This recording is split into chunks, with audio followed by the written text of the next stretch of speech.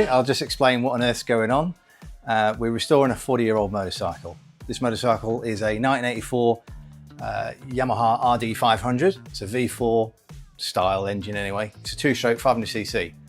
500cc two-stroke bikes were the pinnacle of motorcycle racing. So I, as a young lad, was inspired by this motorcycle. I'm not a trained mechanic, motorcycle tuner. I'm just a guy in a shed giving it a go, trying to restore an old bike that I like. Two of these bikes to do. I'm rebuilding this one to get it up and running and ride around. The second bike, when we strip it and rebuild it, we'll likely do a little bit of mild tuning. Both bikes will go on the rolling road. This is, now I've given this bike the nickname of Ron. The tank is burgundy, right? Oh, for goodness sake. Ron's seen better days. Now, if you look at the paint and feel the texture of the paint here, it's rough as. This is directly from the fire, right? Did I mention that these were in a shed fire? Yep. I did, okay, No, cool. well, I know the word. You know.